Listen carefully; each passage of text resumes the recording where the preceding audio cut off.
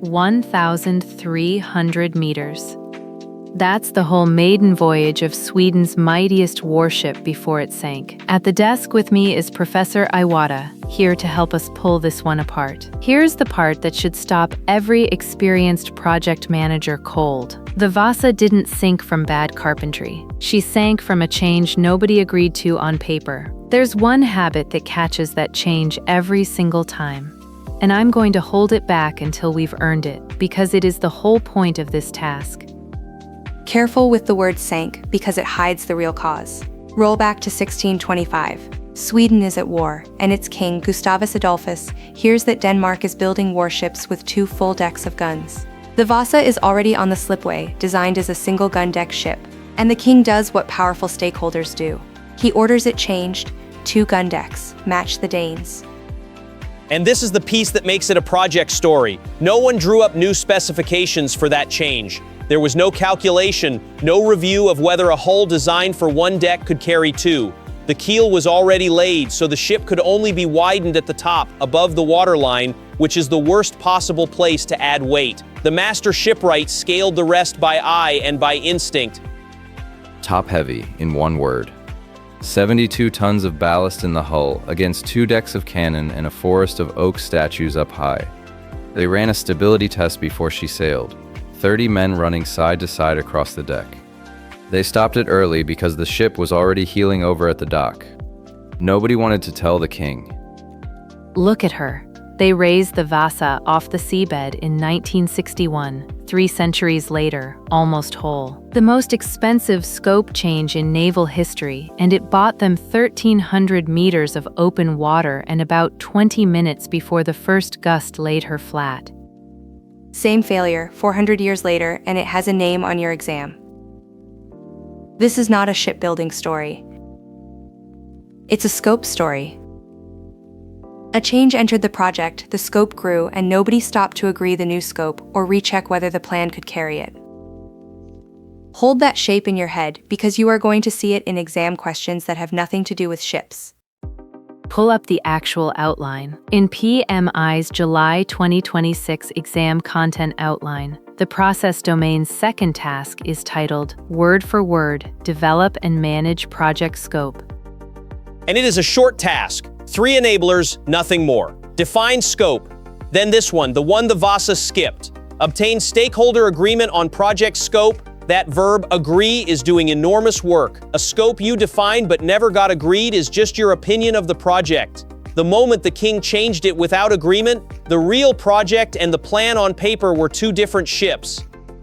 Break it down, that's the third verb, and it's where a project gets its spine. A work breakdown structure in a predictive world, a backlog in an agile one. And notice the title again, Develop and Manage.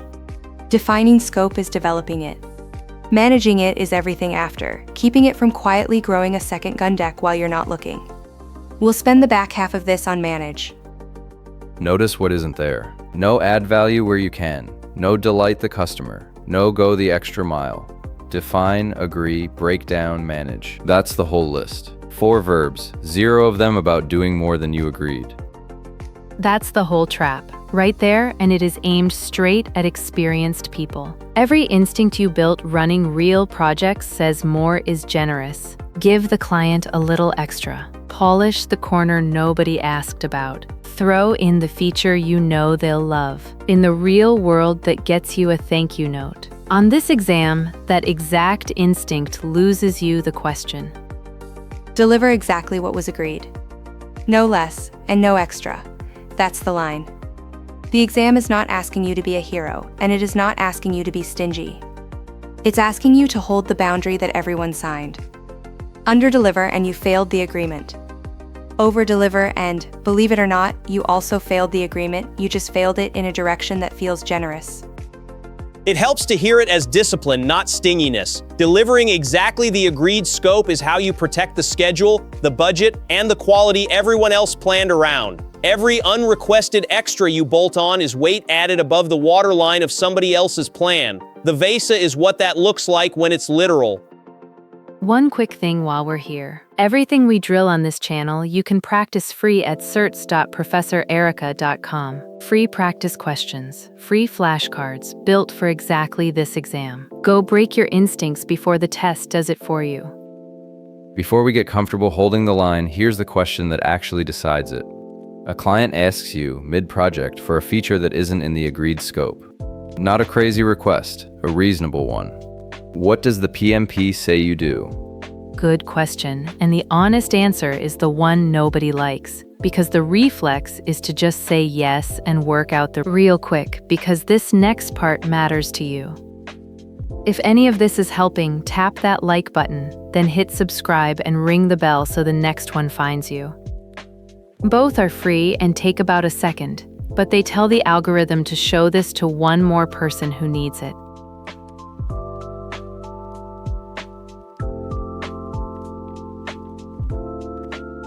Work out the schedule later. And that reflex, Kai, just say yes and sort it out afterward, is where good projects quietly come apart. Because here's the thing, saying yes feels like service. It's actually the first inch of the exact failure we just watched sink.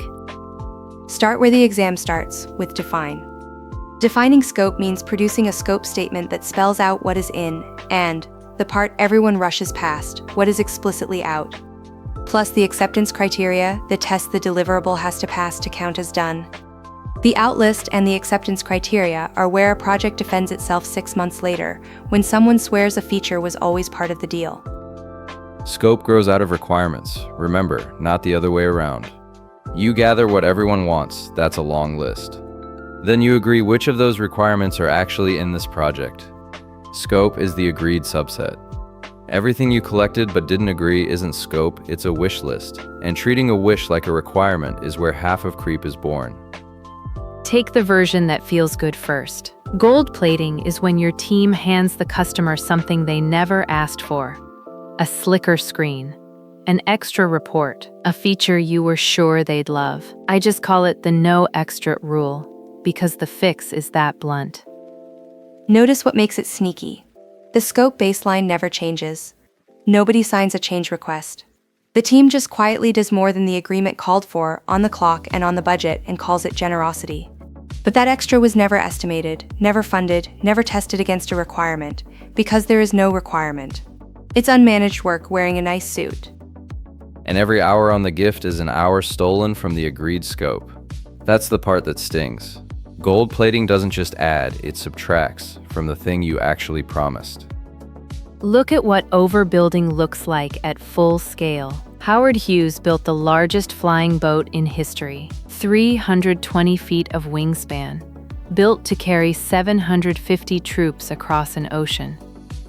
It flew once, November 2nd, 1947, 1 mile 70 feet off the water and never again.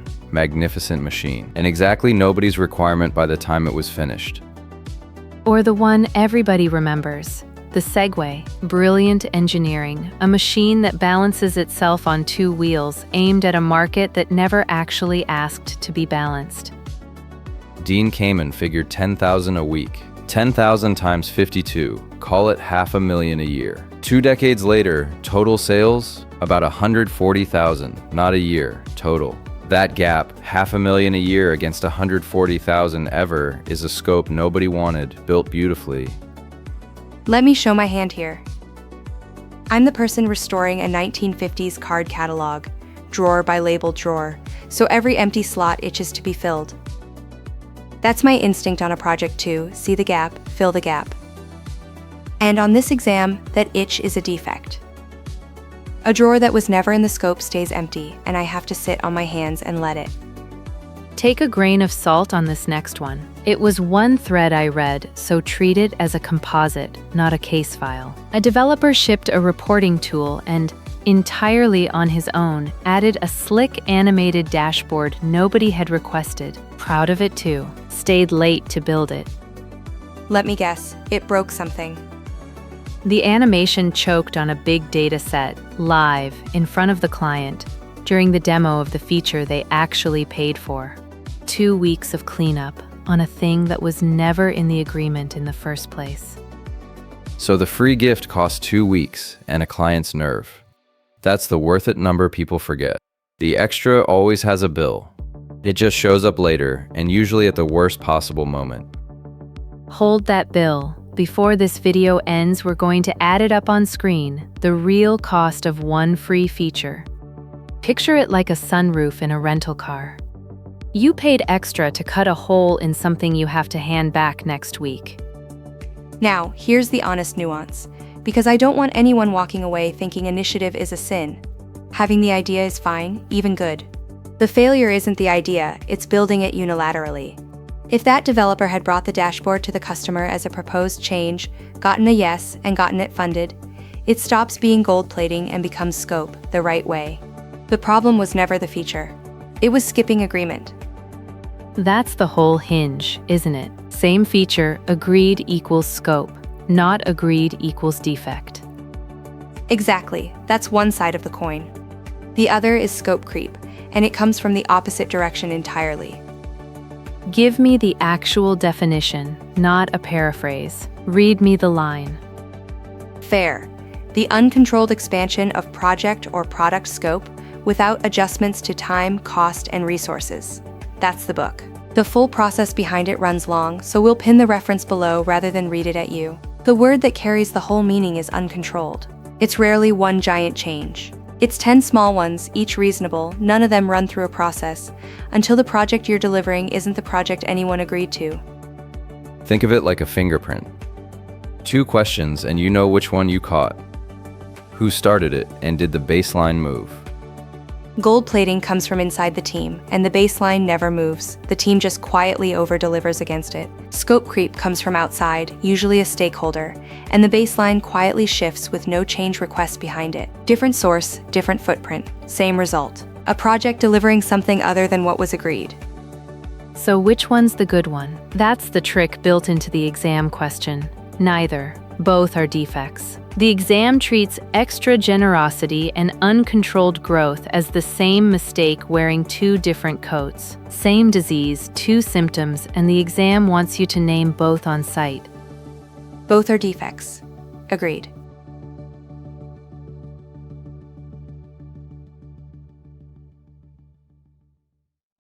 Professor Iwata, straight to you. Break it down was the third verb. What does breaking scope down actually buy a project manager on exam day? Control. A work breakdown structure is a deliverable-oriented decomposition of the whole scope. You keep splitting the work into smaller and smaller pieces until you reach a work package, the lowest level, the point where you can finally estimate it honestly, schedule it, assign it to one owner, and control it. Above that level, scope is a promise. At the work package level, it's a plan. 8 to 80. Isn't that the rule of thumb for a work package? Roughly, yes. A common heuristic is 8 to 80 hours of effort, small enough to estimate without lying to yourself, big enough that you're not tracking every coffee break. It's judgment, not gospel, and the exam won't quiz the exact hours. It'll quiz whether you understand why you decompose at all. There's a rule that makes it exam-proof, though. The 100% rule. The WBS holds 100% of the agreed scope, and here's the twin that nobody quotes: no work that falls outside it. Every child adds up to its parent, top to bottom. So if a task doesn't roll up into something the client agreed to, it doesn't belong in the WBS at all. The 100% rule is gold plating's natural enemy, drawn as a diagram. That second half is the whole episode. 100% and not a scrap more. To borrow Maya's phrase, the WBS is the no extra rule drawn as a tree. Here's the shape, drawn out. Top box, the project. Under it, the deliverables everyone agreed to. Under each of those, the work packages. And every single box traces up to something the client signed for. If you can't draw a line from a box up to the agreement, that box is a problem. Freeze 3 artifacts together and you have the scope baseline, the scope statement, the WBS, and the WBS dictionary that defines each package in detail. Once that trio is approved, it stops being a draft and becomes the reference. Every change from that moment gets measured against it. No baseline, and the word change has no meaning because there's nothing to have changed from. Predictive world, that's the WBS. Adaptive world, same job, different tool. You break scope into a prioritized backlog. The smallest version that delivers real value is your MVP, and a definition of done draws the line at Hold on. A backlog's just the team piling on whatever it wants. Gold plating. it isn't, and here's the mechanism. The product owner orders that backlog by value, and the definition of done bounds every single story. A feature nobody prioritized never gets pulled into a sprint. It's structured, not open season. Agile embraces changing requirements, yes, but through the backlog and the owner, not by letting engineers freelance features on a Friday. Fair. The owner's the gate. Withdrawn. Okay, so that's develop. Define, agree, break down. But the task is develop and manage project scope. What is the manage half actually asking me to do once the work is running? Two distinct jobs, and the exam loves the difference. The first is validate scope. That's formal acceptance. You take a completed deliverable to the customer, they check it against the acceptance criteria you agreed on, and they sign off. It's outward facing, it's about completeness. Is this the thing we agreed to? And it ends in a signature. And people confuse it with control quality, so nail this now.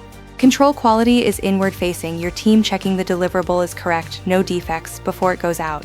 Validate scope is the customer accepting it's complete. Quality asks, did we build it right? Validate scope asks, did we build the right thing and did they accept it? Different questions, different rooms. The second managed job is control scope. That's the ongoing one. You monitor the status of the scope and you manage every change to the scope baseline through the process. Control scope is the guard on the door. It's the process that would have stopped the king if the king had a process. Validate scope accepts the finished work. Control scope protects the boundary while the work is happening. Okay, the money question. And this is control scope in action. I printed the actual scope statement for a job like this. It's 4 pages. A change request lands on page 2, halfway through the build. What do I do with it? First, which world are you in? Predictive with a signed baseline or adaptive with a backlog? Because it is genuinely 2 different answers. Say predictive, signed baseline, steering committee, the whole apparatus. Then you do not just do it, you log it as a change request. Assess its impact on scope, schedule, and cost. Take it through integrated change control, and only if it's approved do you move the baseline. Adaptive world, same discipline, softer gate. It goes to the backlog and the product owner reprioritizes it against everything else. Either way, the change gets a decision. It never just happens. You're right that the process feels heavy for a tiny change. Okay, so if it's genuinely small, hang on, let me be precise. Small doesn't mean skip it, it means the same gate, just the thing where a board pre-approves a whole class of minor changes. Delegated authority. The words you want are delegated authority. Delegated authority, thank you. A change control board can pre-authorize the PM to approve minor changes under a set threshold, so a 2-hour tweak doesn't need a committee. But notice, it's still the process deciding, on purpose, in advance. Never the PM quietly editing the baseline because it seemed small at the time. Remember the habit I held back at the very top, the one that would have saved the Vasa? Here it is, and it's these 2 enablers doing their job. Obtain stakeholder agreement, then control the scope so any change gets re-agreed and re-baselined before a single plank moves. The King's second gun deck was a change nobody agreed to and nobody rechecked. That's the whole disaster in one sentence. That's what happens when you never re-baseline. But wait till you meet the opposite failure. The manager who baselines so hard and guards the scope so justly the team can't move an inch when the world actually changes. Here's no scope baseline built as a house. Sarah Winchester kept building this place for 38 years straight. No final plan, no definition of done. Staircases that run headfirst into a ceiling. A door on the 2nd floor that opens onto a 2-story drop. Windows in the floor. Scope with no end date, made of wood. That's the gift of breaking scope down and baselining it. A WBS, or a backlog with a real definition of done, gives a project the one thing that House never had. A finish line you can point to and say, when we reach that, we are done, and not one staircase further. Professor Iwata, thank you. The line I'm keeping is yours. Breaking scope down is what gives a project a finish line at all. Glad to help. Hold the line. That's the scope task, start to finish. Everything so far protects the scope you agreed to. The next 10 minutes is exactly where the exam catches the people who didn't.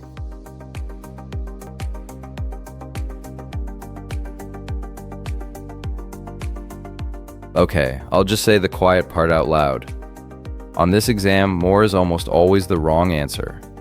And every bone in an experienced manager's body hates hearing that, because in the real world, more got you promoted.